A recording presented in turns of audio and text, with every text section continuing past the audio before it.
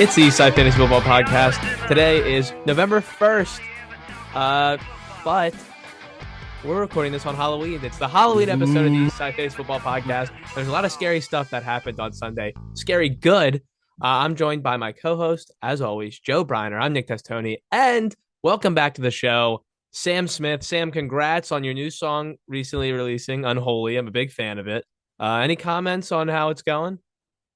It's going way better than it was through 3 weeks. I finally have a couple wins under my belt. I'm just hoping to make it into the playoffs at this point. Well, Good to be back. I was talking about your new song, but that's okay. Anyways, we got a big Sunday to get into. I first contacted Sam, because Sam's a stat man. Do you want to sing your little anthem you told me, Sam? Statman. Okay, thank you. Set up myself. And oh my God. I was really curious because it seemed like this Sunday was a much higher scoring Sunday than a lot of other ones. Would you agree, Joe? Yeah, for everybody else except me. Okay, well, I just meant NFL and games. Derek. Our matchup was pretty shit. But yeah, this was a crazy scoring week. We'll get to the soups in a little while, but there's so many names. I mean, there's like 10 names that are in the 30 plus and then a couple in the 40 plus as well. In our scoring, we had a few guys hit 40s. Crazy scoring week going into week 8. Yeah, like I said, wasn't very good for me. Some of my guys will be involved in the Tylers, not really the soups of the week this week, but that's all right. You know, I was due for a bad week, so I'm not going to complain too much. Well, speaking of the high scoring, this week, the over hit 7 of 14 times. So 50-50, a couple overs. But on the year, I did a little research. The over-under, in games this year, the over has hit 50 times. The under has hit 71. So it was good to see a high-scoring NFL week in a down week. And Sam, you had a little extra stats on the averages of the overs? Yeah, so even though the overs, there were 7 overs and 7 unders, the overs hit by an average of 13.3 points, and the unders hit under by an average of 7.9 points. So the overs were hitting by a lot, and the unders were almost staying within a touchdown every game. And that's Sam the Statman. Yeah. Hey, you want to get into the news, gentlemen? Let's do it.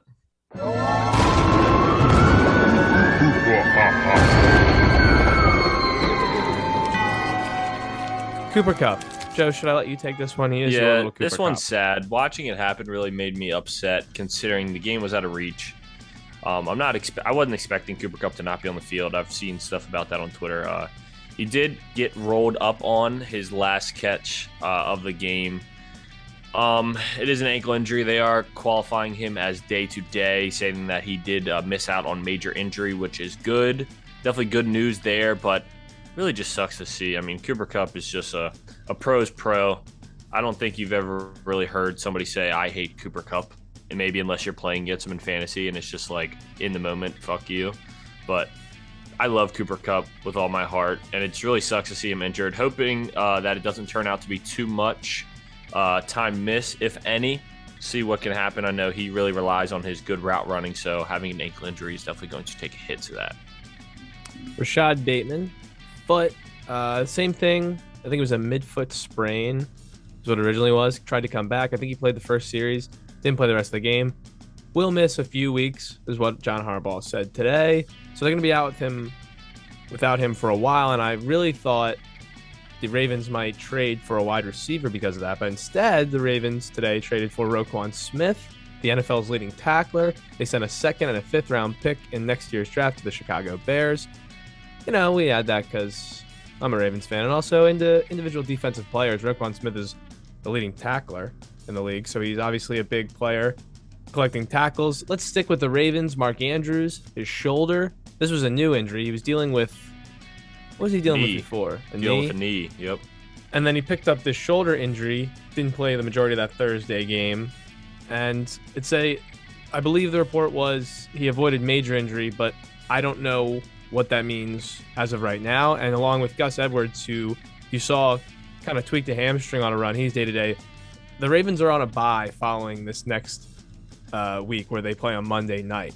So I could see them sitting, especially Gus Edwards. We'll see about Mark Andrews, but it should be noted they have a bye after that. Jonathan Taylor returned to a game following an injury. I think he tweaked his ankle in that game. Don't think it was a good day for Jonathan Taylor. It was not. Hasn't been a lot of them this year. Mm-mm. Adam Thielen bruised his knee, but should be okay. And, well, that's pretty much the main news. But how about let's talk about Joey's board bet about Saquon having less than 15 points. I was all over it.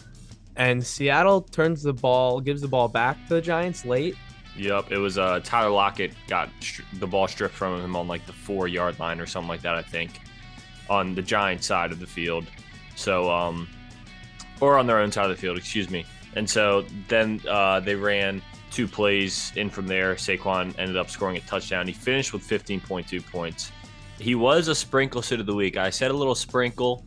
I was going to put it in there. I didn't think he was going to have a good day. I was calling my shot once again like I did with Nick Chubb. I said board bet was sub 15 points. He did finish with 15.2, so I can't count that as a victory. Definitely felt a little snub just because of that turnover. He ended up getting the touchdown, ended up giving him like 6.4 points or something from that. So you subtract that, he's in the Tylers of the week, and I'm feeling like a genius, but didn't happen. So, can't complain about it. Well, we'll talk about my start of the week and sit of the week later. Yep. Bad week for me in that department. Let's get to the irrelevant TDs of the week. Who in the blue hell are you? Now, I'm going to throw Sam Smith on the spot here. Since he's our college football expert, I'm going to ask you to make an attempt. So many players, tell me where they went to college. First, we'll start in Atlanta. Damiere Byrd scored second week in a row, and he's still at 0.0% owned.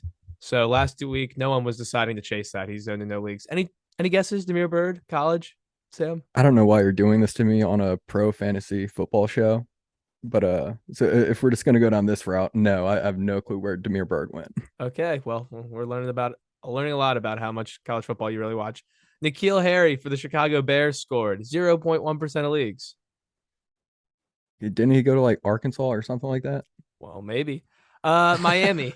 You don't have the answers, do you? No, Alec Ingold. Alec Ingold.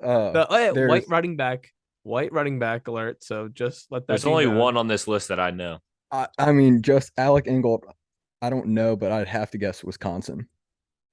I don't know why you'd guess that. There's another Wisconsin guy on here. Yeah, that's the only one that I know. 0.1% of leagues for Ingold. This guy, I have no idea who this is, and I can't believe this guy's owned in more leagues than Damiere Byrd.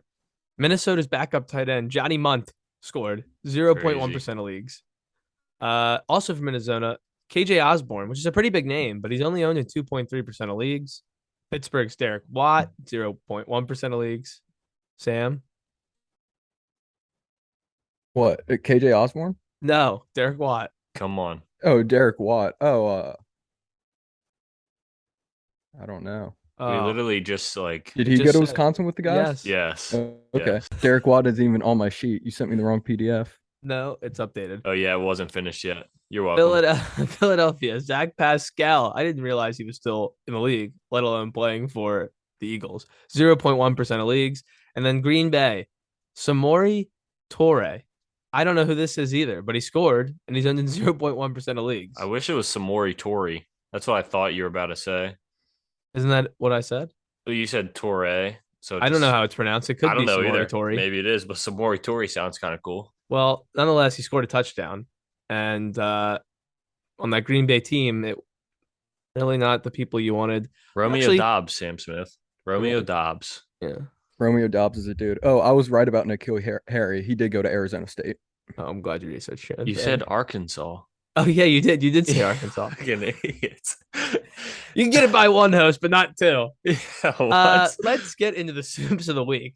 Jamal Adams, I'm the best in the nation. All right. Those guys may be owned in 0.0% of leagues, but these three names are owned in probably 100% leagues. Three guys that scored over 40 points in our scoring format. We do have some bonuses in our league. We've talked about it before.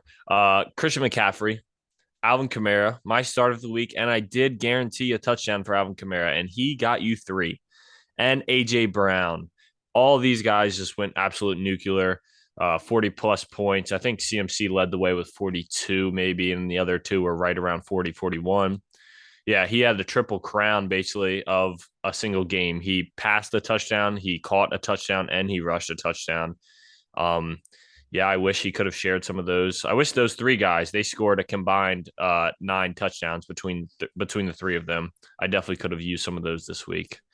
We have some other big names, as well as some guys that have filled in nicely for the roles that scored over 30 this week. Tyreek Hill, DeAndre Hopkins, shout out Soup, both of his guys there. Deonta Foreman, shout out Testoni, my co-host. Guy's been filling in nicely ever since CMC was traded. Tony Pollard, we knew this was a smash play with Zeke out. Derrick Henry, nothing new there. Jalen Waddle, a couple touchdowns, and DJ Moore, Testoni start of the week. So that's good. We both have a start of the week up here high on this list. Two things real quick. I'll eat it. I did not think I didn't say Tony Pollard was going to have a terrible day, but I think his projection was 17. I just didn't believe the Tony Pollard. He's not been great by himself, but he was very good. Had 2 big touchdown runs. And then also with Donta Foreman, what do you guys think of his value the rest of the way? I mean, with Hubbard was hurt, so obviously that's why he got all of the work this week. But I mean, if they're going to continue to just feed him the ball, PJ Walker's not throwing the ball that much down to Foreman. I don't see how he's not a top 24 running back at the very least throughout the rest of the season. I feel like him and DJ Moore are going to combine for 80% of the Panthers' points every week. So I feel like both of them are going to be a must start every single week here on out. Yeah, I hope that is the case. I mentioned to Testoni that DJ Moore is my start of the week, the first week that PJ Walker got to start, but CMC was still on the team. And then the following 2 weeks, DJ Moore's gone off. So I was just a little early on that call there, thinking for the uprise of DJ Moore. We got some guys that scored over 20 this week. They're also soups of the week. They may be a little lower with how well some of the other guys did, but they still make the list. Ramondre Stevenson just been getting it done. He's like RB 6 or 7 on the year right now. And he was in a full-time share throughout like the first 5-6 weeks. Stephon Diggs, nothing new there. Dalvin Cook, Antonio Gibson, Rondale Moore. He was one of the few guys on this list that was on a bench. He was on your bench, Testoni, but he did finally have his first like boom week of the season. Travis Etienne, I mean, the dude is just against Denver's rushing defense too, just getting it done. He breaks off a chunk play, and by chunk I mean like 30+ yard every single game that he the last 4 games where he's been the main ball carrier, he's broken off a big play. Cooper Kupp, he got hurt on his last catch, like I said earlier in the news, but he still makes this list. Brandon Ayuk, Jacoby Myers, Jamal Williams. He's a rat. He is a rat, dude. The way that this man just finds the end zone, it's crazy. And Aaron Jones in our format just snuck over the 20-point threshold. This was Testoni's sit of the week. We have our top 5 quarterbacks: Tua, Jalen Hurts, Kyler Murray, Dak Prescott, and Justin Fields. Back-to-back big weeks for Justin Fields. Those other guys all threw at least 3 touchdowns, I believe. Jalen Hurts threw for 4. Kyler and Jalen also running some. Dak ran one in. Tua was just threw for 400 yards between his Jalen Waddle and Tyreek Hill. Just absurd. So if you started any of those guys, I know Justin Fields did not get started, and neither did Dak. Dak was on Andy's bench, but Tua was getting started for him, so he was in no hurt there. Now we go to some Tylers of the week. Yeah, Mo, that team sure did suck last night. They just plain sucked. I've seen teams suck before, but they were the suckiest bunch of sucks that ever sucked. We have 3 goose eggs. I'm going to hop to those. George Pickens, Rashad Bateman.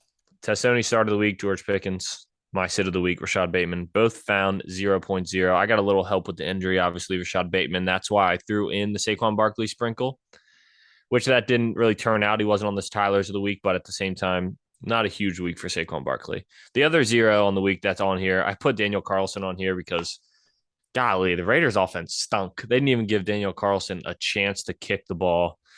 He kicked the ball off at halftime because the Saints got the ball first, and that was it. It was the only time he was on the field. Yeah, I mean, the George Pickens one, like I said, tough week for my start sets. I've usually been pretty good with them. It just doesn't make any sense to me. In a game where they were trailing the entire time, I think he had 3 targets. It doesn't make any sense to me, but you know what? I lost. My other sit was James Conner. He didn't play this week, so I hope you sat him. Yeah, exactly. Yeah, you have been really good with these though, so it's not too crazy to think that you were due for something like this to happen. But also on this list, two of my wide receivers, Devontae Adams, Cortland Sutton, they combined for about 4 points. Brian Robinson, Gus Whoa, whoa, whoa, Edwards. whoa, whoa, whoa, whoa, whoa. Cortland Sutton, is it, unless you got buys, is it time for him to take a seat? He's on a bye next week. So Oh. I was watching with Derek and Andy, and I told Derek, thank God Cortland Sutton's on bye next week so I can get him out of my lineup. But I don't know what's going on. I really don't. I mean, I said in our group chat, like the Denver Broncos, and I said, that's it. That's a joke because of how terrible they are as a football team or offensively. Defensively, they're outstanding, but offensively, they are just terrible. But it's not like they're any worse than they were. So it is really weird that Cortland Sutton's not getting involved like he was at the beginning of the season. Because even though they were bad, Cortland Sutton was still getting involved in the passing game. So definitely something to monitor. Brian Robinson, Gus Edwards, Mark Andrews, Tyler Higbee. A couple of tight ends that threw up some duds this week. Mark Andrews, obviously, with the injury. Gus Edwards with the injury. Brian Robinson's a little weird. Antonio Gibson's getting involved again. Brian Robinson went from 17 carries, 20 carries to like 8 carries or something like that. And Antonio Gibson's looking good. I added Darrell Henderson on this list. I don't think he got started really anywhere, probably because there's like 3 running backs that are in a rotation right now in Who'd they run out LA. there? Ronnie Rivers? Yeah, Ronnie Rivers, undrafted guy, as well as Malcolm Brown getting goal line work. So that was not ideal to see.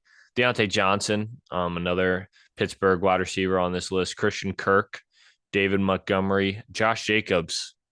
After scorching the earth, yeah, it's really not. I mean, the offense as a whole, every player, Darren Waller didn't play, so every Raiders starter that you would have started in fantasy is on this list because we'll get to Carr in a second. Not Hunter Renfrow because he's not even worth this. Yeah, but he would have been because I think he had 1 point as well. 1.3. Watch your mouth. That's exactly what Devontae Adams had, so they're equivalent. Gabe Davis, Raheem Mostert in a smash matchup. Raheem Mostert just wasn't able to get it done. Jonathan Taylor and Devontae Smith round out this list. Bottom 5 QBs of the week, Derek Carr. There's the other Raider. Daniel Jones, Trevor Lawrence, Russell Wilson, and Aaron Rodgers. Few of these guys, no stranger to the list. Daniel Jones has been on and off, but he has had some good weeks. Trevor Lawrence, same way, on and off. Russell Wilson, been off. And Aaron Rodgers, been off. Nothing really to break into there. I think the Raiders will be fine.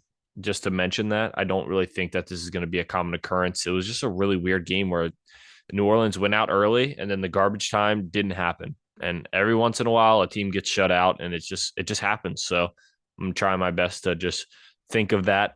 Daniel Carlson, Devontae Adams, they're not going to combine for 1.3 anymore this year, I hope. Sam, do you have any notes on the good and the bad of the players this week? Anything that stuck out to you? I mean, I think Russell Wilson and Aaron Rodgers shouldn't even be rostered anymore. I don't know if Aaron Rodgers is rostered in our league, but I don't see how either of them are viable like options, even as streamers at this point. You can find better like quarterbacks off the waivers, and like along with Russell Wilson, I put Cortland Sutton there with him. I don't like with him as quarterback with that offense. I won't say drop him, but I would feel so uneasy starting him every single week. I definitely do. Fantasy relevant. I definitely do. That's for sure. The reason that it's so like weird to me is because the first 6 weeks of the season, he was getting it done with his lowest week being like 12 points. And he was anywhere from 12 to like 22, which is fine as a wide receiver 3, which he was on my team. Like I was enjoying that a lot. He was getting the target share, everything.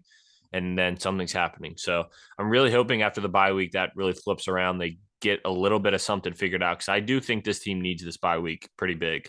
So I'm hoping Nathaniel Hackett can kind of get the boys together and change it up because they need help offensively.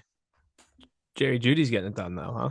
He is. Jerry Jeudy's continually getting it done. And I mean, and it might be my bench. It might be a 1-2 switch, like it might be where, because earlier on, Cortland Sutton was getting it done. Jerry Jeudy was kind of on and off. And now Jerry Jeudy's starting to be the consistent guy getting the targets, and Cortland Sutton's missing in action. So might be a switch. Okay, on top of that, you having Cortland Sutton and being uneasy about starting him, what about Darrell Henderson now, who don't know what's going to happen with Cam Akers? The trade deadline is Tuesday at 4:00, and they also have Kavion Williams. Is that who injured? Kyron Kyron Williams, Williams. Yeah, rookie. Yeah.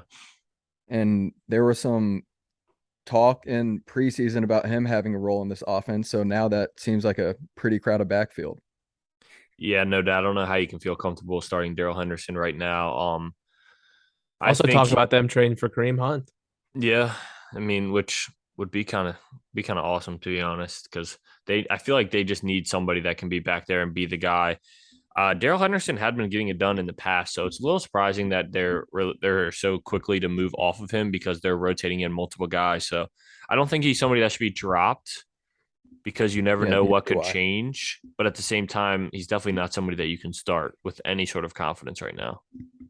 Like he's proven that he can get it done when he has like when he's the primary ball carrier in that offense. But I don't know why they're just moving on from him after what 5 positive weeks from him Yeah. now, It's a weird except for this rotation past Sean week. McVay likes to use over there.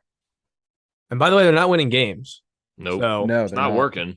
oh. It's And I not was going to help with also with Cup on the bench. yeah, also with Cup maybe being sidelined, they're gonna have to figure something out because Allen Robinson still doesn't catch passes. Yeah.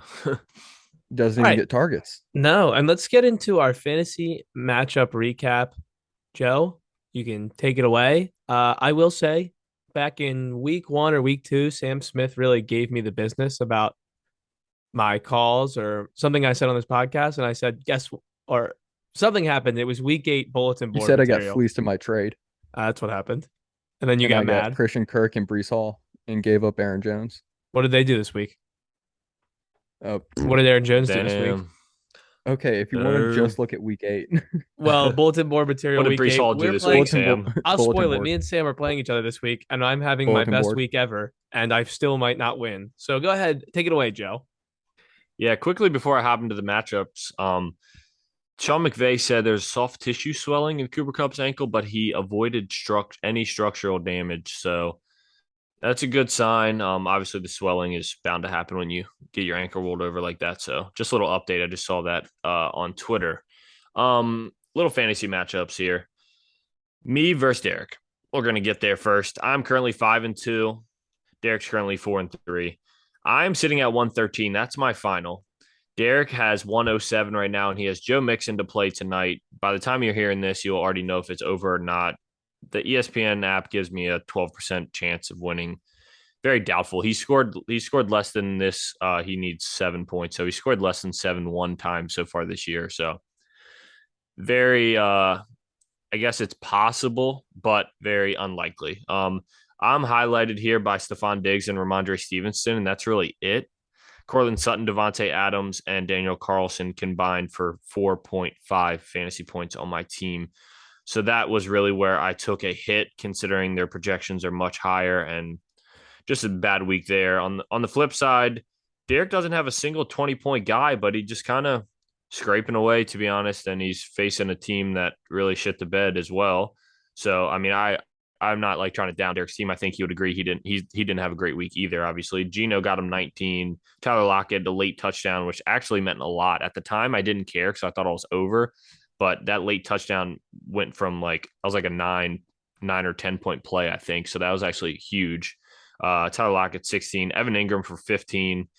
And really, that's all he's got. Obviously, he still has Joe Mixon tonight in the Monday night game. So, yeah, I won't. I'll recap that in the next episode. What really happens there? This one is over though. Soup and Sammy's will move to 3-5, while Bryce Phobel will drop to 3-5. Soup had a great week, 184 points. Beat his opponent by 80 points. Bryce only put up 104. I'll just name these guys that absolutely went off for Soup here. Jalen Hurts, Dalvin Cook, Tyreek Hill, DeAndre Hopkins. And I'm on Ross St. Brown with 13.9 in the flex. Nothing to be shameful about. On the flip side, Antonio Gibson's the only guy that could hit 20 for Bryce over there. He did give Sam Ellinger the nod, who did not get to 8 fantasy points. Melvin Gordon found the end zone for 14. Mike Evans on the Thursday night game got him 19, and Claypool was his other wide receiver with 12.5. He was rocking a double tight end that they only combined for 9 fantasy points. What's up, Tony? Well, I just want to say that Sam Smith recently said Sam Ellinger was the best quarterback in the 2021 draft. So let's put that out there. Okay, Billy think about what football the over other here. quarterbacks in that draft class has done, and he's basically like Colt McCoy. Oh, well, That's an exaggeration. That's really like Colt McCoy. And while you two are going to get involved there, I'm going to go ahead and get into y'all's matchup because this Please. is the juiciest one we got. My co-host Nick Testoni versus who is currently 1-6 versus Sam Smith, who's currently 3-4. could be 5-2 if I had a different schedule. But Yeah, go that's ahead. true. That's true. Testoni's sitting at 128 right now. He has great weeks from AJ Brown, Deonta Foreman, also good weeks from Dalton Schultz, and Latavius Murray found the end zone as well. Testoni's at 128. Still has Joe Burrow and T. Higgins in the Monday night. So that's a huge stack there. T. Higgins, the now wide receiver 1 in Cincinnati, obviously with Jamar Chase. Sam Smith on the flip side, sitting at 143, and he's not done either. He still has Amari Cooper in the Monday night game and Cade York. Didn't even peep that at first. So Testoni's sitting at about a 15-point buffer right now, and he needs Joe Burrow, T. Higgins to outscore Amari Cooper and Cade York by 15 fantasy points. So that's going to be a huge one. Sam on the other side has CMC, Jalen Waddle, Saquon Barkley as his 3 biggest performers this week. Jimmy G ended up getting it done for you too. It didn't look good in the first half for Jimmy G as quarterback points, even though San Francisco still looked pretty good. But he finished out with 17 points, so you probably can't be too upset with that. Can I tell you my conundrum I'm in? Of course. In another league, I'm up by 29 points. He has Joe Burrow and T. Higgins left, Oh my God. and I have Amari Cooper. That is quite the conundrum. I also have Hayden Hurst, and then even crazier in my other league, this one it's so far reached not worth mentioning. I'm also playing against T. Higgins, and I have Amari Cooper. Oh my goodness. So it's been a big week. Literally the last night, I was just trying to do all the math in my head. Like, well, I need these guys to score this much, but not that much. So it's going to be watching Monday Night Football tonight. There's going to be a lot of calculations going on in my head, and I might lose in 2 leagues. Is it impossible for you to win in all of them? Like, have you done No, the it's numbers possible. enough to know that? I think I need T. Higgins, and I'm going to be on the T. Higgins and Joe Burrow side. I think I need them to score a good amount. Maybe Amari Cooper only like 10, but they combine for about like 35, 40, and I can still win. Gotcha. My hope for this game is Oh boy, Joe Burrow and T. Oh, boy. Higgins. They end up popping off in the early second quarter and just end up running the ball the rest of the game. And You that's shut when your Amari's mouth, gonna Sam Smith. and that's when Amari's gonna come in, get his Shut your points, mouth. and oh, so and you just want slightly Joe take Mixon over. to score more than 6 points? Is that what you're Yeah, saying? you shut your mouth, Sam. You shut your mouth. Anyways, we do have another matchup here. Diego Grijalva sitting at 4-3 was up against a 4-3 Andrew Atkins this week. It's another could go any way one here. Diego's finished with 144.5, highlighted by Taylor Heineke. Got it done on the last drive with 22 points. Travis Etienne, 26.2 fantasy points. And Cooper Kupp as well with 22. CeeDee Lamb also had 18.8. He found the end zone. He had been a little underwhelming, so that's good for him to have a good week this week. On the flip side, Andrew Atkins, a few duds in the lineup, but also a few 30-point bombs. DJ Moore and Tony Pollard combined for 70 points for him of his 127. He still has a linebacker in Jermaine Pratt from the Cincinnati Bengals, as well as Nicholas Chubb, the running back for the Cleveland Browns. So Atkins is sitting at 127. He's chasing about 17 points, I believe. And he needs Nick Chubb and Pratt to get up to 17 for him to get a victory. Him move to 5-3. So that's what the percentages are looking like. Saying Atkins has a 73% chance of winning there. So won't call it just yet. We'll see what happens. Can we Following that, can we highlight the gold mine of quarterbacks that Diego's rostering in Taylor Heineke, Matthew Stafford, and Zach Wilson? I meant to put something in our group chat because I'm rostering 3 quarterbacks now, and I hate it with a passion. Like, I want to roster 1 and never think about it again, but I have 3 right now. So I was going to text Diego and be like, me and Diego rostering 6 of the 32. The elite options in the league. Yeah, exactly. But Jackson Edelman just running through the league at the moment. Josh Jacobs has been scorching the earth. He puts up a dud this week, but Derrick Henry and Alvin Kamara got his back. They combine for just about 80 fantasy points. Jackson finished with 184. Kyler Murray, Derrick Henry, Alvin Kamara really highlighted there. Justin Jefferson had a decent day, 15.8 points. Chris Godwin, 13 on Thursday night. On the flip side, Jake Willis had Austin Eckler on a bye, so unless Austin Eckler was going to get 60 points, he still wasn't going to be able to pull it out this week. He's highlighted by Brandon Ayuk, Lamar Jackson on Thursday. Fred Warner had 12 tackles and a sack too, put up 18 for him in a defensive position player there. So Raheem Blackshear had a single yard. yes, he did 0.1. You love to see that. I was going to put him in the Tylers, but I was like, he's got to be the only person in the world that had to start him. So he's there had to be better options. I don't know why. I don't know why either. If he wouldn't have taken Hilliard out like he did, he would have at least got 11.5 more or 11.4 more points. Yeah. But not that matters. Jackson will advance to 7-1 and hold on at first place. Jake Wills is going to drop down to 5-3, which is good for me because me and Jake Wills tied for second place. We're probably both going to lose this week, so me and him will still be hanging on for dear life.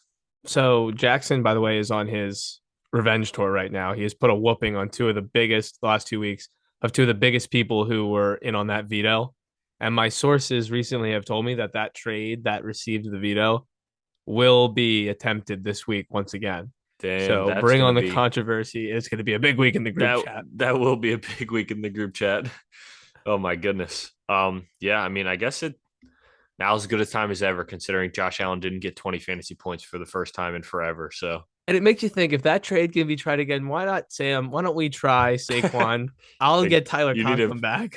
Tyler Conklin should have been on the soups of the week, but he's not even rostered for us anymore, so I didn't add him in there. But last matchup here, let me run through this real quick. Spano's sitting at a 10% chance of victory here. He's got 89 fantasy points with Hayden Hurst and Evan McPherson still left. He's highlighted by Josh Allen, Dameon Pierce, Terry McLaurin. None of those guys hit the 20-point mark, but they all had decent fantasy days. On the flip side, Andy's finished with 121.88. So as long as Hayden Hurst and Evan McPherson don't combine for 30 points, Andy's going to be looking to advance with a victory here. Tua with 30 points in his QB position. Aaron Jones, 20.7 in the RB spot. That's really it when you look at it, to be honest. Zach Ertz did get 13. Jonathan Taylor with a dud, 5.6. Allen Robinson, better than it could have been, 5 for 54 with 10.4 fantasy points. Most likely, Andy's going to be moving up to 3-5, and Spano's going to be dropping to 3-5. But we'll finish that one up. We have about half the fantasy matchups that we'll have to get recapped next week. So good luck to everybody out there. By this point, you already know who won and lost. So hopefully, Derek, you lost, buddy. Sam, do you have anything? Were you about to say something? Yeah, I haven't done all the mathematics on it, but I think if our Saquon and Tyler Conklin trade went through, I'm assuming, yeah, you would have started Saquon. I would have started Tyler Algier over Saquon, who scored more points, and it was started Conklin, who scored more than Dulcich by a lot. I think if that trade went through, I would beat you easily this week. So why didn't we let it go through? And once again, I didn't veto it. We're asking. I didn't veto it. I don't know. Neither did I. And you know who was the last veto? The guy who's in this group chat with us. I very much appreciate that. Once again, the league. Thank you. Just ruins all the fun. It's unbelievable. The tyranny. I don't know. This should be reported as well before we wrap up and hit a quick break. The group chat, I didn't even know this was an option on GroupMe, was just changed to where you can lock it. Yeah. So now when Jackson, that was really usually funny, when Jackson's kicked, he just gets added back or adds himself back. Now he cannot be. Then there was a rival group chat made. We're using the fantasy chat on ESPN. Tyrannical. Yeah, pretty funny though. Let's hit a quick break. We'll come back with the Sunday recap for this week. Hell yeah.